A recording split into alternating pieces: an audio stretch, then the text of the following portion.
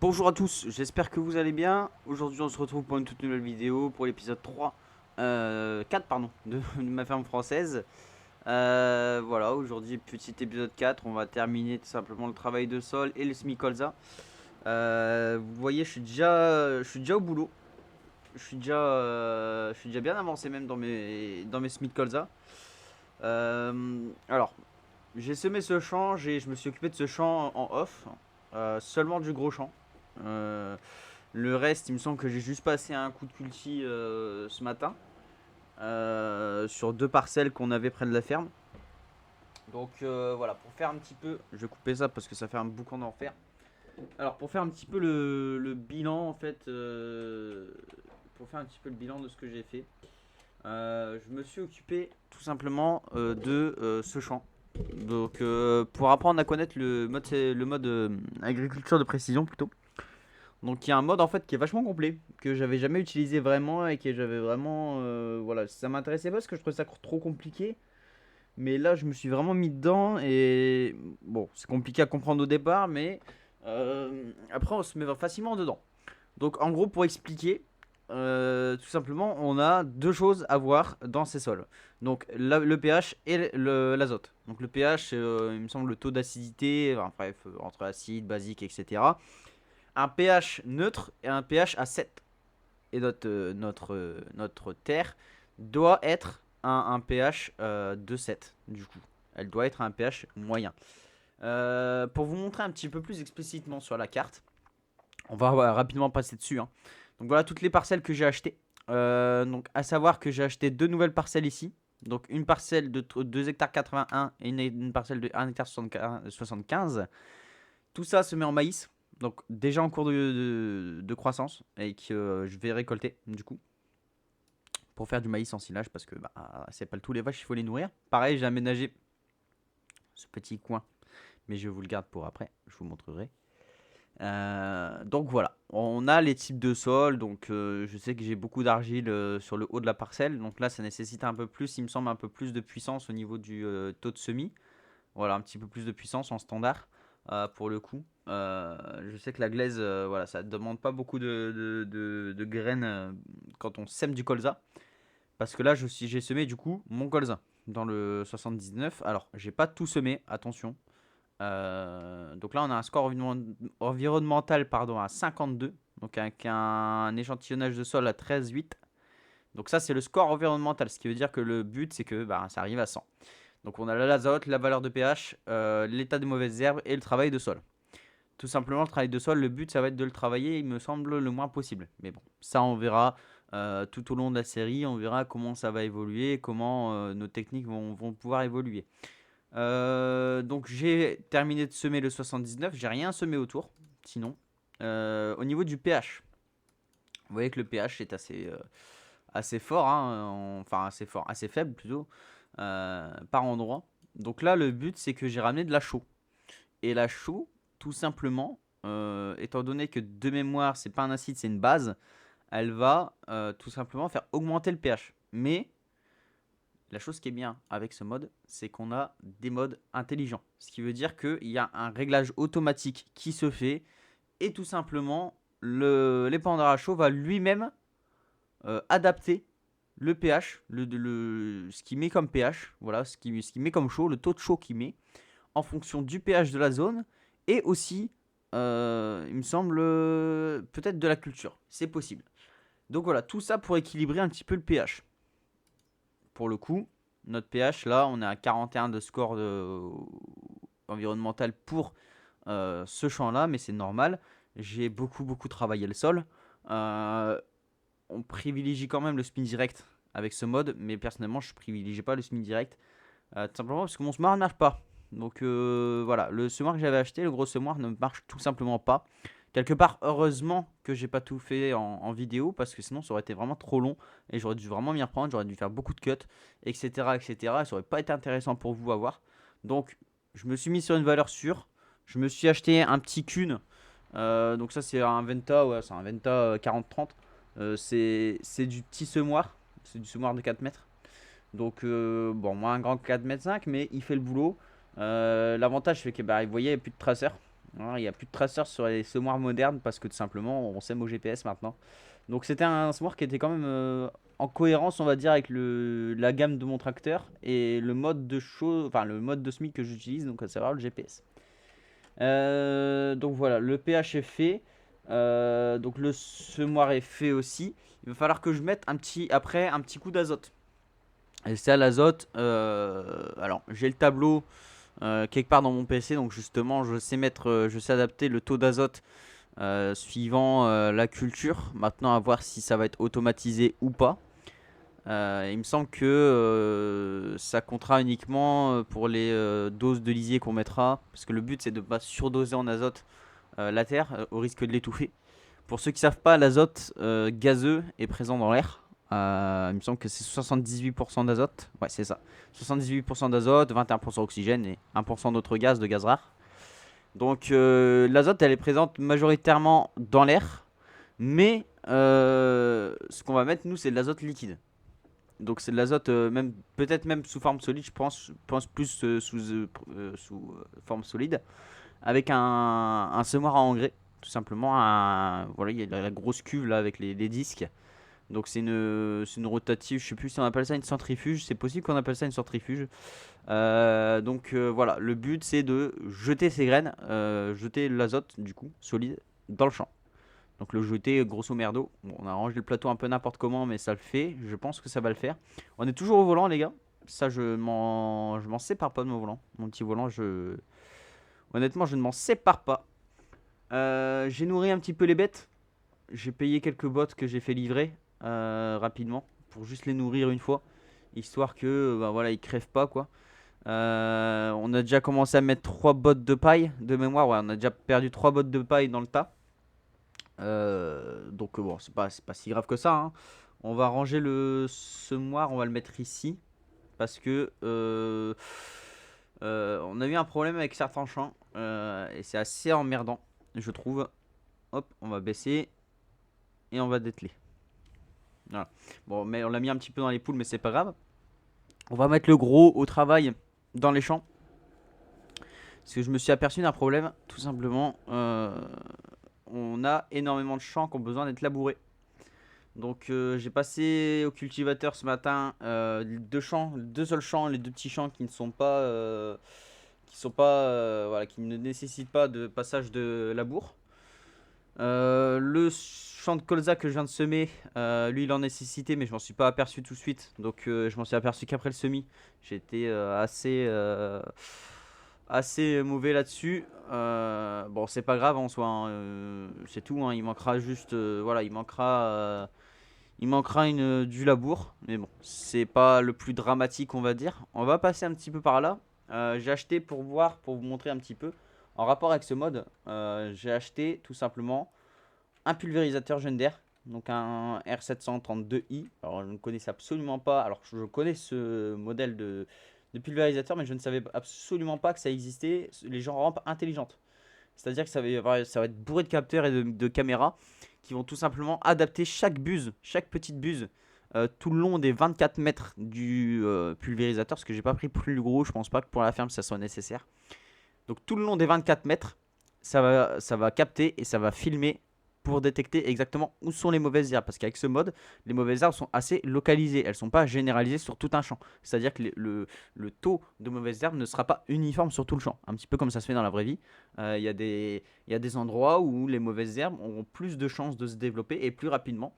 Ce qui fait que on aura besoin dans le mieux, dans l'idéal, pour éviter de mettre trop de pulvérisation sur les champs, donc dans un but éco-responsable, on aura besoin tout simplement de cet appareil pour pouvoir adapter selon les besoins, selon l'avancée des mauvaises herbes, le taux d'herbicide qu'on va appliquer, tout simplement. Donc ça, c'est quelque chose qui personnellement m'impressionne un petit peu. Je l'ai déjà vu en action et je trouve ça assez impressionnant. Donc j'ai hâte de pouvoir l'utiliser. Alors j'ai déjà vu ça en action dans le jeu, hein, bien sûr, hein. J'en ai jamais vu dans la vraie vie, c'est pour ça que je vous en parle. Ce mode est absolument incroyable. Bon, j'ai aménagé ce petit endroit. Je me suis mis un petit garage parce que celui-là ne marche pas, je ne sais pas pourquoi. Comme ça au moins on pourra modifier un petit peu nos tracteurs, on pourra faire un petit peu quelques petits réglages, voilà, et puis c'est toujours sympathique, ça fait un beau petit bâtiment quoi. Et puis comme ça me fait un petit bâtiment pour ranger le petit matériel.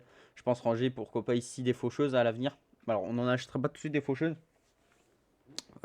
Pourquoi? Parce que pour l'instant, première année, j'aimerais bien me concentrer un petit peu sur le mode agriculture de précision et me concentrer un petit peu plus sur les cultures. Ce qui fait que le foin, on va aller l'acheter au magasin, le transporter sur un plateau et le ramener ici. On va pas non plus cheater. Voilà. Donc tout simplement, ici, on rangera la barre de coups, tout ce qui est petit outillage en fait. Ensuite, je me suis rajouté ça ici. Alors ça fera office de fumière. Étant donné que la fumière est pas très grande, ça va nous servir de fumière. Je pense que c'est un bon compromis. On va pouvoir se faire quelques petits, quelques petits tas de fumier quand même, parce qu'on va en avoir besoin pour le mode d'agriculture de précision. Puisque l'engrais, le lisier, enfin le lisier, le lisier, le digesta, le fumier, ça servira d'engrais biologique plutôt. Donc on l'appliquera, je pense, pendant le semis ou avant le semis. Ici, bah pareil, j'ai mis quelques petites clôtures. Le petit bâtiment du mode pour tout simplement pouvoir faire en sorte que les ouvriers prennent en compte le mode et appliquent des choses adaptées. Et là, la petite caravane que je me suis installée tout doucement.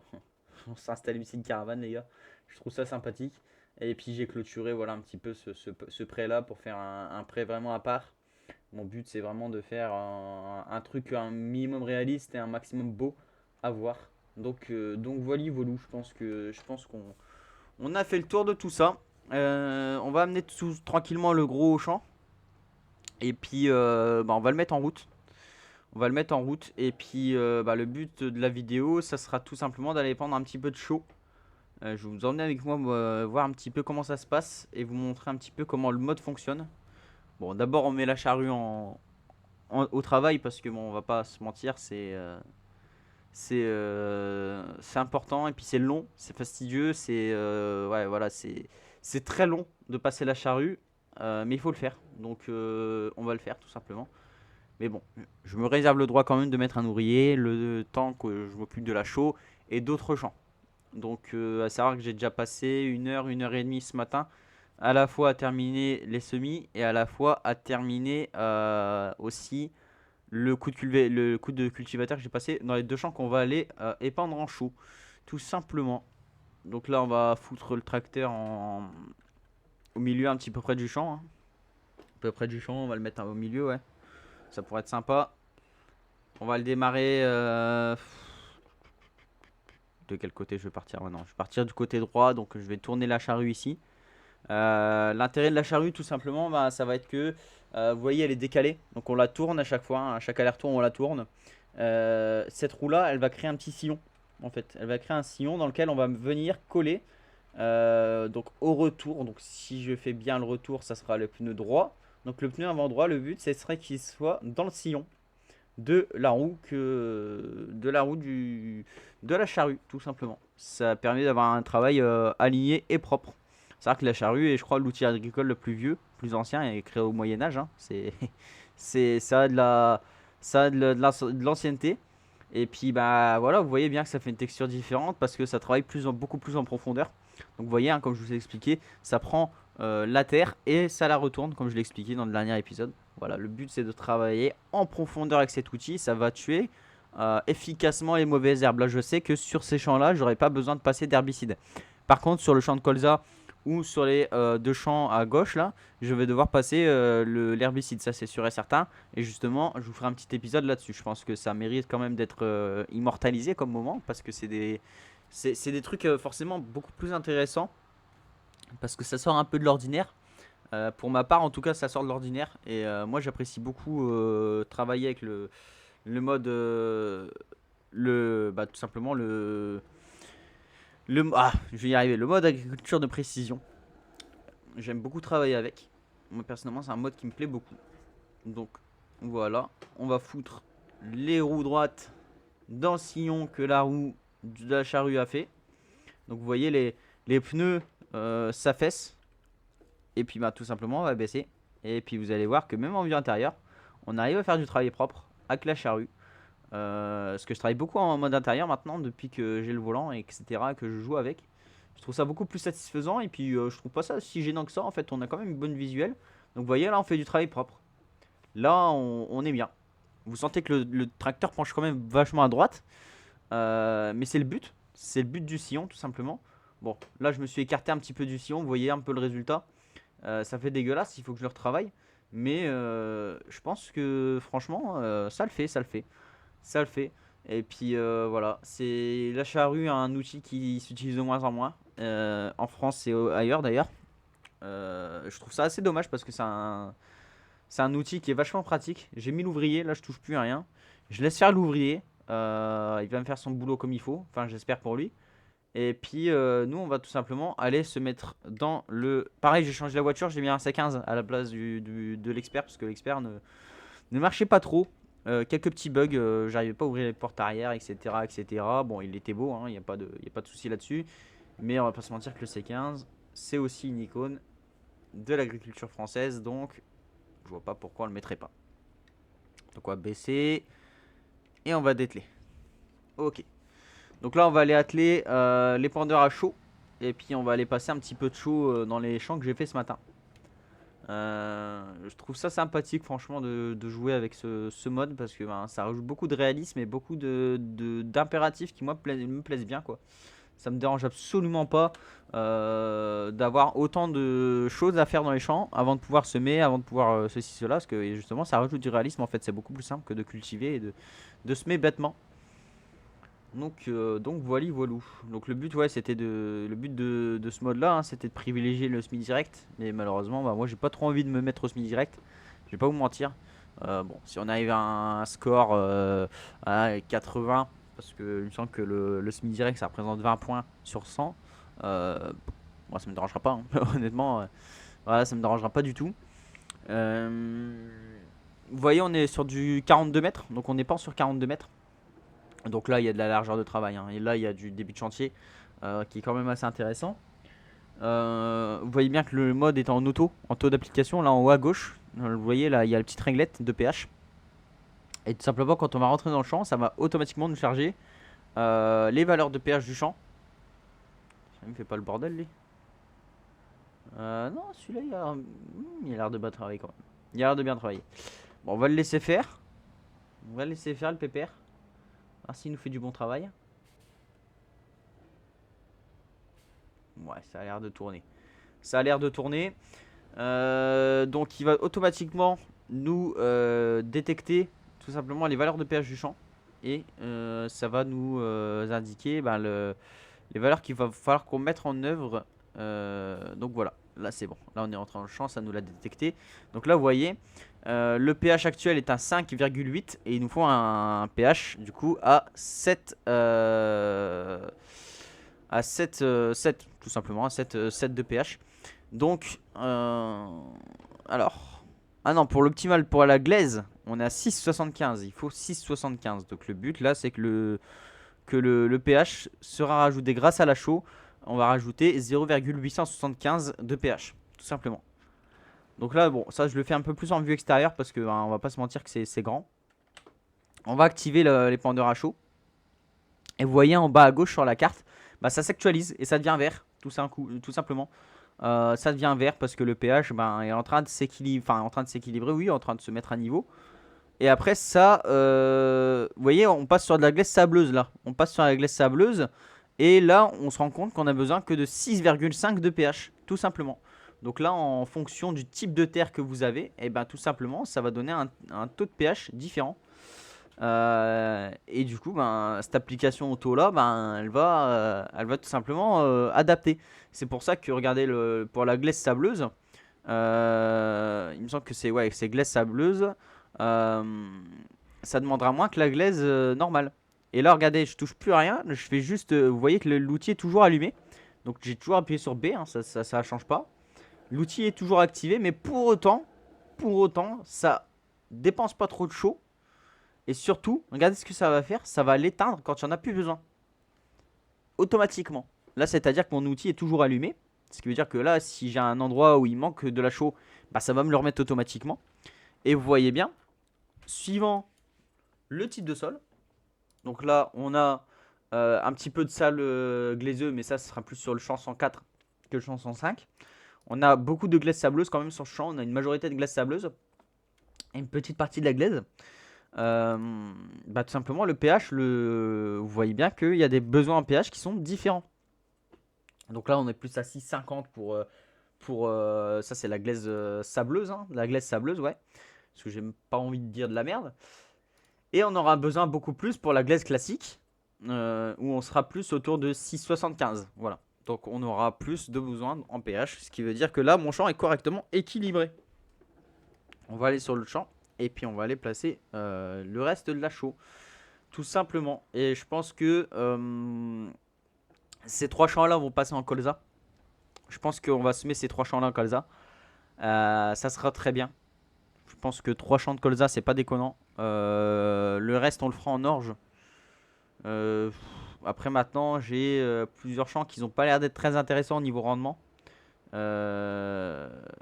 J'avais commencé par où ce champ-là? Ah ouais, non, on rentrait par là. Ah non, on rentrait par là. Donc voilà, ça c'est du champ que j'ai fait ce matin. Au déchômeur, tout simplement. De 4 mètres. Avec le moyen, hein, le tracteur moyen que j'ai là. On a déjà 2h03 de travail. Donc ouais, j'ai passé une petite heure ce matin dans le champ. Enfin, dans les champs, du coup. Et lui est en train de me faire du bon travail pour l'instant. Il n'est pas en train de me faire un truc dégueulasse. On va passer tout doucement avec la chaux. Et puis voilà, regardez, ça s'actualise automatiquement sur la carte. Dès qu'on rentre dans un champ, ça nous détecte automatiquement aussi les taux de pH dans les champs voisins. Parce que c'est possible qu'on n'épande dans le champ voisin, hein, si on n'est pas un peu trop court dans certains champs et qu'on dépasse sur d'autres. Et comme ça nous le comme c'est le cas là, hein, comme c'est le cas ici, vous voyez la petite bande là qui est en verte aussi sur la carte. Et tout simplement, comme on a dépassé, ça nous l'a calculé quand même. Ça nous a actualisé quand même la valeur. Donc là on est sur du sable glaiseux, ça de mémoire. Du sable glaiseux, ça demande beaucoup moins de pH. Un pH moins important. Donc un pH à 6, ça demande, hein, c'est pas ouf comme pH, mais c'est le pH qu'il faut. Donc mon applicateur automatique va me calculer ce qu'il me faut. En soi, j'ai même plus besoin de désactiver manuellement l'épandeur, étant donné que ça va me calculer automatiquement quand est-ce qu'il va falloir que je mette beaucoup de chaux et quand est-ce qu'il n'y en aura pas besoin de beaucoup. Évidemment, plus le besoin en pH est important, plus la consommation en chaux sera importante aussi. Ça, c'est assez logique. C'est vrai que sur farming, la chaux ça coûte vraiment très cher et ça se consomme très vite. Donc en soi, moi je l'utilisais pas beaucoup. Même pas du tout, je vais vous avouer, hein. Chaque partie que j'avais, je désactivais automatiquement la chaux requise. Maintenant, je le ferai plus. En tout cas, pas avec ce mode parce que je trouve que c'est beaucoup moins cher. Ça revient beaucoup moins cher, évidemment, parce que notre consommation est moins importante. Et surtout, c'est nécessaire au taux de pH, quoi. Donc ça, vous pouvez pas y manquer dans le mode. Donc il va falloir, que je m'y mette très sérieusement, me pencher là-dessus et que j'en mette très souvent de la chaux parce que c'est quelque chose que je faisais pas avant et qu'il va falloir que je fasse l'effort de faire. Bon, j'en mets juste avant le semis. Je suis pas sûr que ce soit très bon. Je suis pas sûr que ça se fait dans la vraie vie, puisque bon, j'en ai jamais vu, hein, après tout, de l'épandage de chaux. J'en ai jamais vu. Mais à voir, à voir. Donc là, on a fini avec la chaux. Je vais me remettre en vue intérieure. Il fait un beau bruit quand même le 6R, hein. Franchement, ils me font kiffer ces tracteurs. Franchement, les deux là, je les utilise. Après, j'ai pas forcément de favoris, même si celui-là, le petit, le moyen, est un peu plus à mon goût. Je trouve qu'il y a plus de trucs embarqués. Et puis, j'adore le bruit qu'il fait au démarrage, que je trouve très réaliste en soi. Et puis voilà, ça fait du bruit quand même, hein. Je veux dire, ça fait quand même du bruit, du beau bruit, quoi. Beau bruit de tracteur qu'on aime. Et puis voilà, quoi. On est déjà à 24 minutes de vidéo, les gars. 24 minutes de vidéo. On va s'arrêter là pour aujourd'hui, de toute façon. Parce que je pense qu'on a fait un bel épisode. On a quand même vachement dégrossi le truc. En tout cas, moi, j'espère que ça vous aura plu. Si c'est le cas, n'hésitez pas à lâcher un petit like. Lâchez un petit commentaire aussi, l'espace commentaire est fait pour vous. Je vous remercie encore pour les 500 vues sur la dernière vidéo. On a atteint les 550 vues et franchement, je vous en suis très reconnaissant. J'espère que vous mettrez autant d'entrain dans cette série que moi. Donc voilà, n'hésitez pas à lâcher un petit commentaire, un petit pouce bleu si ça vous a plu. Abonnez-vous si ce n'est pas déjà fait. Comme ça, vous suivrez l'avancée de la série. Et puis voilà, c'est gratuit, ça mange pas de pain et ça fait toujours un petit soutien à la chaîne qui est pas négligeable. Donc voilà, c'était tout pour moi. Et puis je vous dis à la prochaine hein, pour de prochaines vidéos et de prochaines aventures. Allez, ciao les gars.